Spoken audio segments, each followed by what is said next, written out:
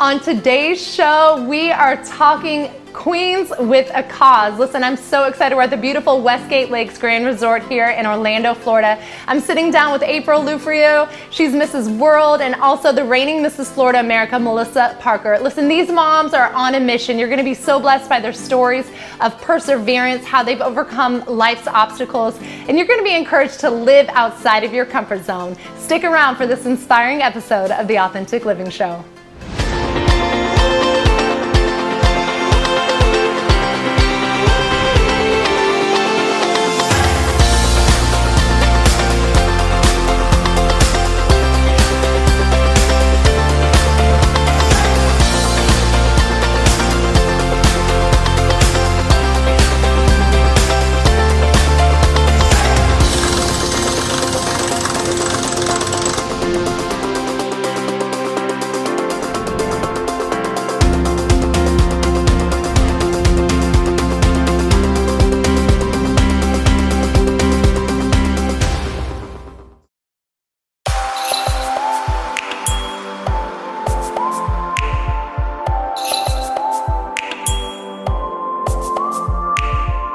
Hey guys, Courtney Shaw here. I am sitting down with the one and only Miss April Lufriu.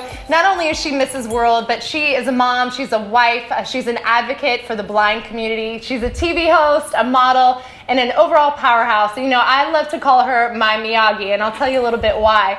When I was getting ready to compete in my first pageant, I'll never forget, somebody told me to reach out to her, and she mentored me and kind of showed me the ropes and took me down a territory that was completely foreign to me, and I'm just so grateful for her friendship. Well, April, it's so great to have you on the Authentic Living Show. The Beauty Queen Kisses, is that what that was? That was. My love to you, honey. Oh, my love to you too. And you know, that was such an interesting experience for me because it was not anything I ever intended or a path that I purposed to go down, but it was something that kind of came across my path. And I'll never forget when I reached out to you, I think on social media, and you were just so willing to just give me your experience and tell me the truth because I wanted it, right? Yeah, I'm like, if I'm going to invest my time and effort in going down this path, I want to know what to expect. So I'm so grateful for your friendship. You're welcome. And I'm just so grateful to have you in my life and your example. So talk to us a little bit about your journey into pageantry. Were you always a pageant queen? Did you grow up in it? Well, I wasn't like you, Courtney, because you were like slam dunk. You went in and you won. Mm-hmm.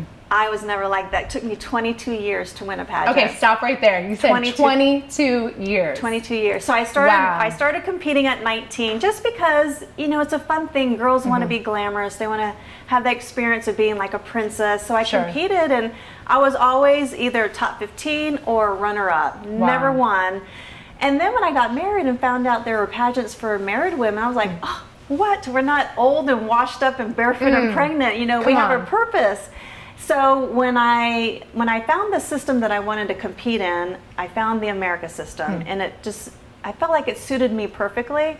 But it took me 3 times to win Mrs. Florida. Wow. And I was not going to come back. And the reason why I came back, I think you always have that special person in your life to kind of encourage you. Mm-hmm. Yes, you have your husband and your family that say, yeah, you did great. Mm-hmm. But there was someone just off the cuff that I never really met, didn't get to know, but he was there at the pageant.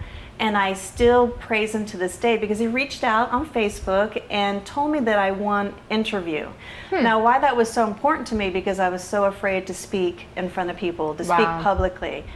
But my whole purpose to even enter into the pageant was to raise awareness for retinitis pigmentosa. So that's a mouthful, April. It's a mouthful. When I first heard that when I was 19, my sister was diagnosed with retinitis pigmentosa. I was like, how do you spell it? What is it? Basically, it's a retinal degenerative eye disease, so you go blind.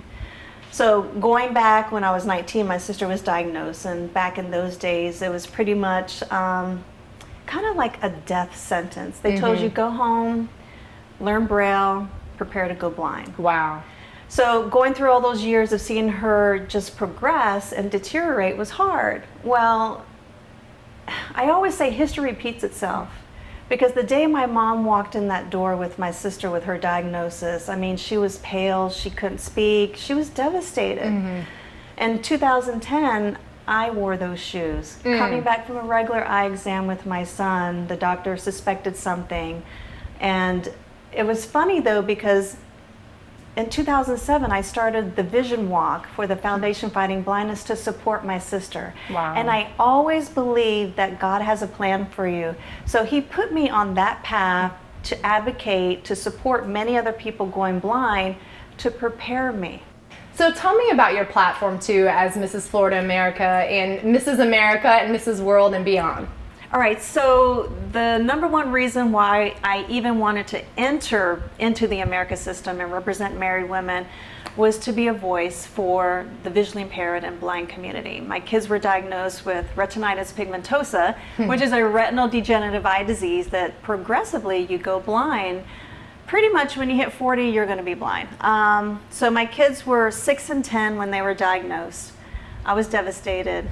I remember they were diagnosed in February. I went ahead and competed.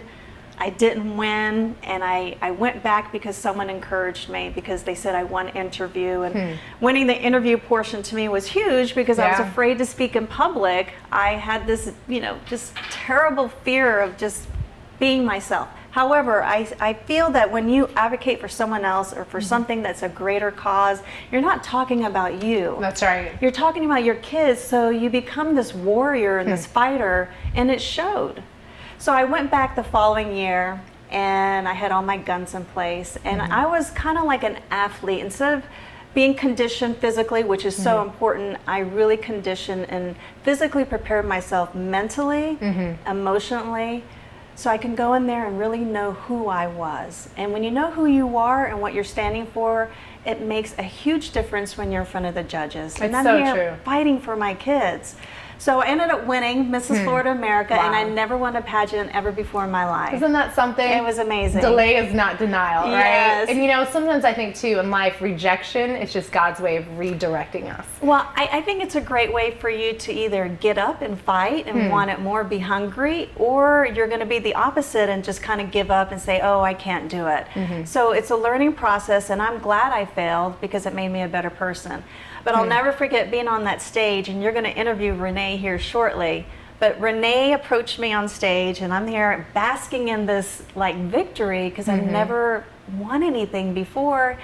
And I was just so focused on being Mrs. Florida, I didn't even think beyond what's next. Right. I got to go represent Florida at Mrs. America. I didn't know it was 8 weeks away. Wow. I didn't know. Shocker, right? Yeah, I didn't know it was at the Greenbrier. And I remember Renee coming up to me, and she goes, "Oh my goodness, April, you got 8 weeks before nationals." And I'm like, what? I just wanted to be Mrs. Way Florida. to sober that moment, right? Yeah. I know. And then break. she told me, because she's a former Mrs. America, and she goes, "I can see you winning Mrs. America." And I was like, put the brakes on. I can't process that. Sure. So she was another person that saw something in me that I didn't see. Long story short, I went on to compete 8 weeks later, 2 weeks away from my family at the Greenbrier. Yeah. A lot of work, a lot of emotional up and down roller coaster. Yeah, that's not for the faint at heart going to compete at Mrs. America. It's not. It's like who's going to win the fittest mentally. It's a mental process. That's so true. So true. But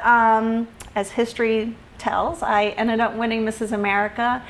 It was the most beautiful moment ever in my entire life. My mom was there, my husband, my kids, and just to see the glory on their face that I did it.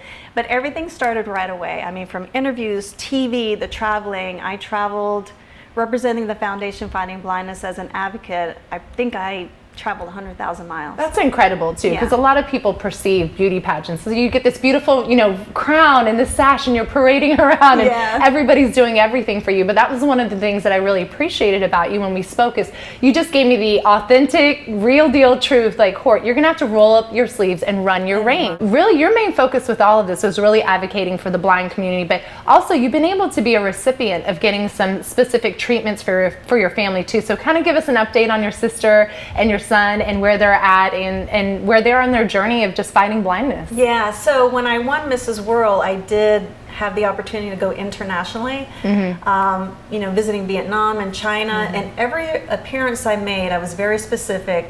If I didn't have 5 minutes at the mic, I really didn't want to even be a part of whatever they're going to do. So I made sure I made myself known so I could have that moment to speak. Right. Well, currently my sister is a pioneer making history.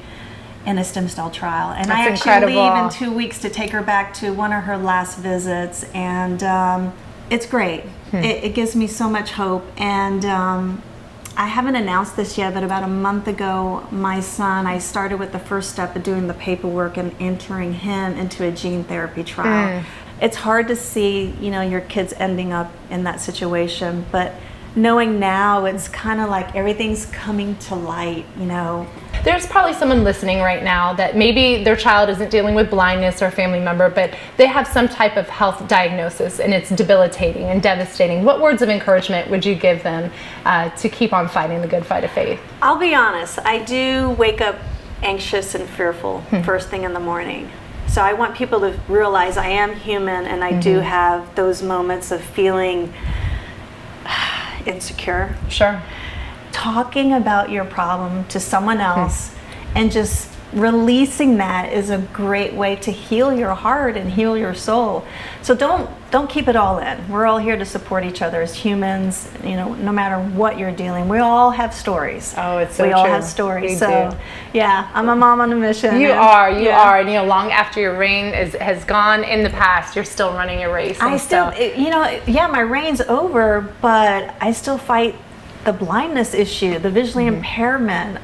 That doesn't go away. Well, April, it's been such a blessing just sitting down with you, and again, just hearing your story. It never gets old, and we'll make sure we have all the information up for World Vision and just different options for families that may be fighting blindness as well. And we just speak blessings of your career. She's also in television, she's in media, she's in modeling as well. And that all started because of the crown and the sash. That's right. You got to step out on faith, right? That's it. And kick fear in the rear view mirror and run your race. Yes, so April, thanks so much. Thank We'll you. be right back with much more. We've got the reigning Mrs. Florida America, Melissa Parker, here to share her story. And like April, she's a mom on a mission.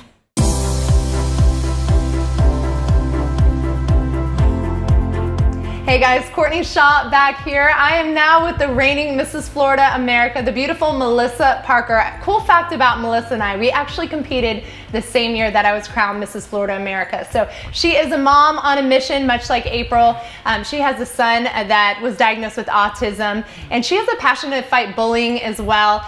She's an entrepreneur. She is just an overall incredible powerhouse. She has a love for healthy lifestyle and fitness like me as well. Well, welcome, Melissa, to the Authentic Living Show. Thank you so much for having me, Courtney. I'm so excited to be here. Yeah, I'm so excited. This is full circle, right? It really is.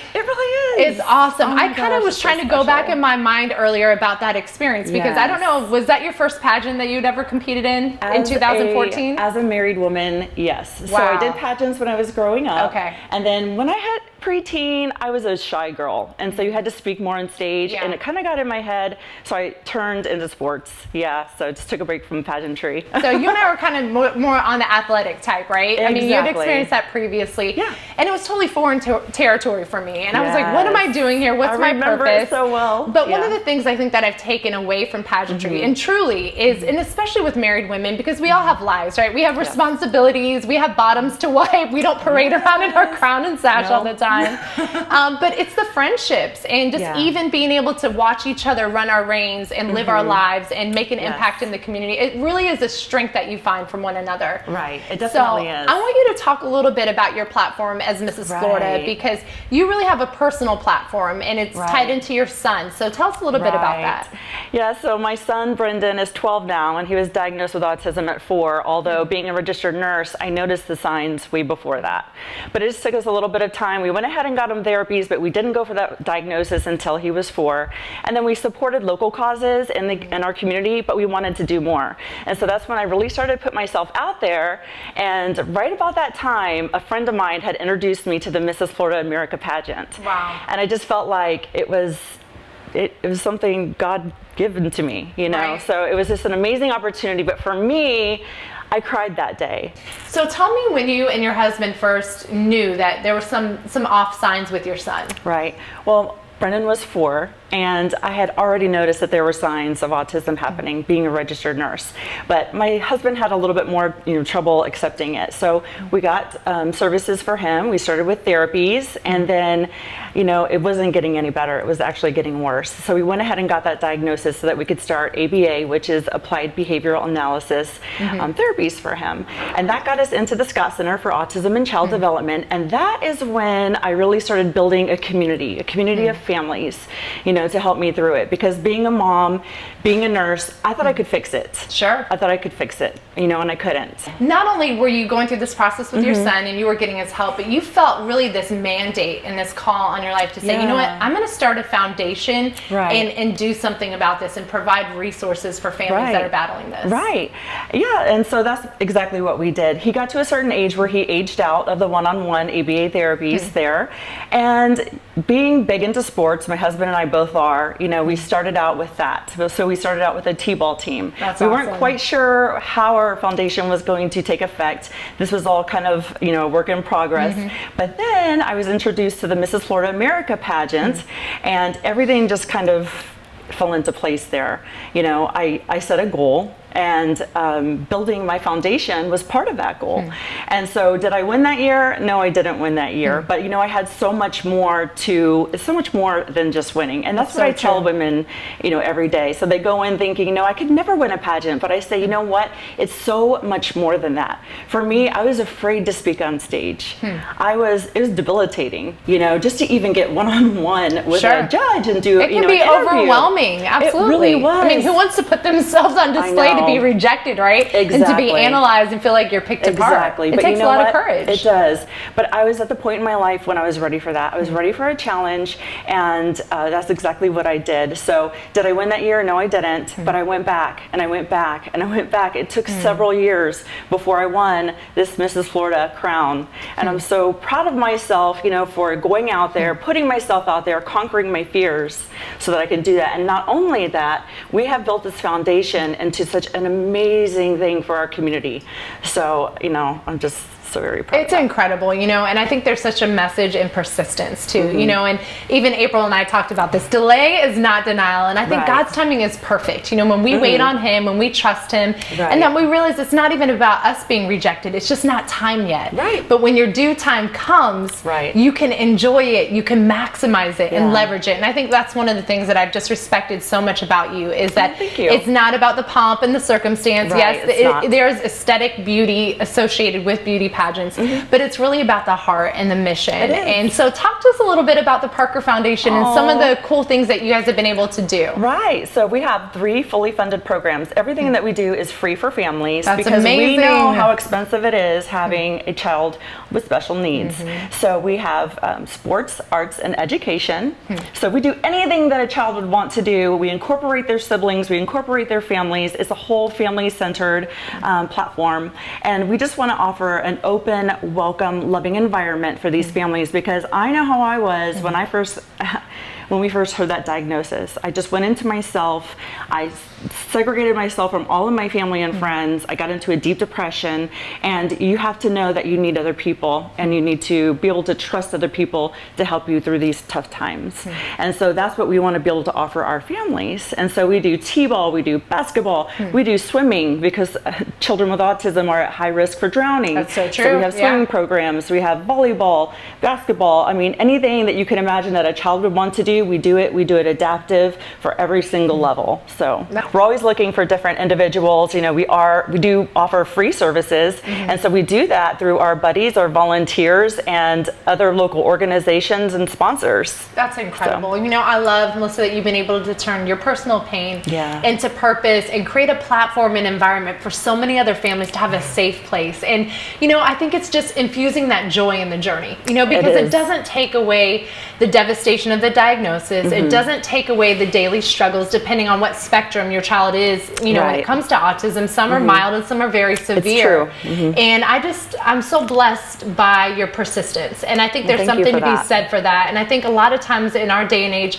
a lot of people get so discouraged when they don't get what they were going after right away. But I think there's so much to be gained through enjoying the process and the journey. It is. And you're never too late to start, you know. I love that. I love having new challenges all of the time. I mean, I'm in my 40s, you know, so it's amazing. You look amazing. Oh, you're such a phenomenal example. I mean, I hear it from people all the time, you know, I'm too old for that. I can't take on something new. Well, that's not true. I'm the busiest person out there. I'm the busiest mom you could imagine. I know we're all busy, but you have to take care of yourself, and also challenge yourself. That's what life's all about. It's about living outside of your comfort zone. And I think you have definitely gone from the safe zone to the faith zone.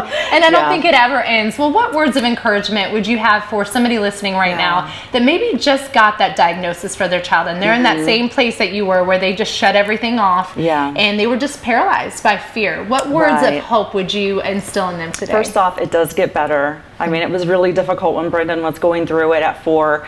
I can't even imagine, you know, what life was like for him. And he'd have these meltdowns, you know, in the middle of a store. And it was so tough for me, you know. I think that with awareness, you know, more people are understanding of this and they kind of get it. Whereas at that time, you know, people really didn't understand. So that is a good thing. However, you need to realize, as much as you want to just enclose yourself and segregate yourself, you can't do it. You can't do it. It's not fair for your child. It's not fair for you. So you need to find your people. You need to find your community. You need to connect with them. And then, you know, life's gonna, you know, it'll be easier to handle. I think that's so much wisdom that you shared. Well, Melissa, it's been a pleasure just sitting down with you Thank today. you so much. And like I said, just coming full circle to know, you know, those many years back that we went through that process together. And just to watch God's refining process in your life is truly a blessing. Well, we'll have all your information up for the Parker Foundation. I appreciate that. I think that you would be just a great support system for so many moms out there that are going through that. And you have run your reign beautifully. And we just speak blessings over you, and excited to see what God has in store for you. Thank you so much, Courtney. Thank you, Melissa.